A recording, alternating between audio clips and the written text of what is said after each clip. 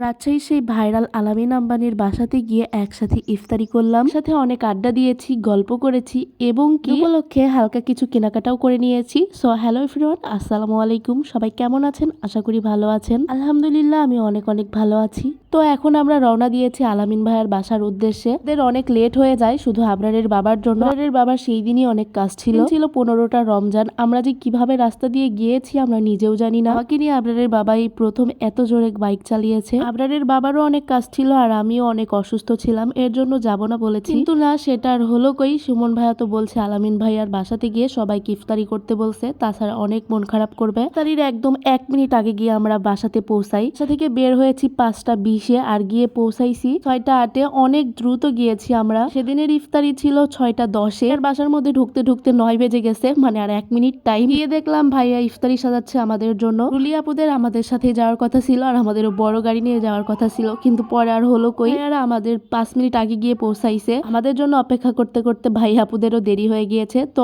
আমি হচ্ছে আজকে মোটরসাইকেলে গিয়েছি আর আবরারকে বাসাতে রেখে এসেছি এই প্রথম। আবরারের জন্য অনেক টেনশন হচ্ছিল, কিন্তু কিছু করার নাই, তার বাবা তো তাকে রেখেই যাবে না, কিন্তু আমি শুধু রেখে গিয়েছি কারণ আমি অনেক অসুস্থ, দাঁড়ালে মাথা ঘোরাচ্ছে আর আবরারকে আমি সামলাবো কিভাবে, এর জন্য নিয়ে যাইনি। তো আমরা ইফতারির টেবিলে সবাই মিলে গল্প করছিলাম, ইফতারি করছিলাম, অনেক মজা করেছি সেই দিন। এদিকে আবরারের বাবা ইফতার প্লেটে স্ট্রবেরি দেখে বলছে, ফাল্গুনি তোমার ছাদ বাগানেও তো স্ট্রবেরি হয়েছে, এখানে স্ট্রবেরি আসলো কিভাবে? তো ভাইয়া আবার মজা করে বলতেছিল আমি আপুর ছাদ বাগান থেকে রাতে স্ট্রবেরি ছিঁড়ে আনছি। এই কথা শুনে তো আমরা সবাই অনেক হাসাহাসি করছিলাম। তার প্লেটে আনারস ছিল, আমি কখনো আনারস খাই না, আমার ভালো লাগে না আনারস, কিন্তু আমার মায়ের অনেক প্রিয় আনারস। কিন্তু আজকে ভাইয়াদের বাসাতে গিয়ে এবার দিয়ে দ্বিতীয়বার আমি আনারস খেয়েছি। তো ইফতারি শেষে ভাইয়া বলছে আপনারা সবাই মিলে এখানে বসেন। এটা ছিল হচ্ছে বেড সোফা, সোফাটা অনেক সুন্দর, বেডও করা যাবে সোফাও করা যাবে। ভাইয়া বলছিল এখানে নাকি শুয়ে থেকে ভাইয়া টেলিভিশন দেখে। তো সবাই মিলে অনেক গল্প করলাম। গল্প করার পরে আপুকে বললাম, আপু আপনি তো বিজনেস করেন, তো ঈদের কিছু কালেকশন দেখান আমাদেরকে। আপু ঈদের অনেক সুন্দর সুন্দর কিছু কালেকশন দেখাচ্ছিল, আমি আর রুলি আপু দেখছিলাম। আপু এবং ভাইয়াদের ঈদের কালেকশন গুলো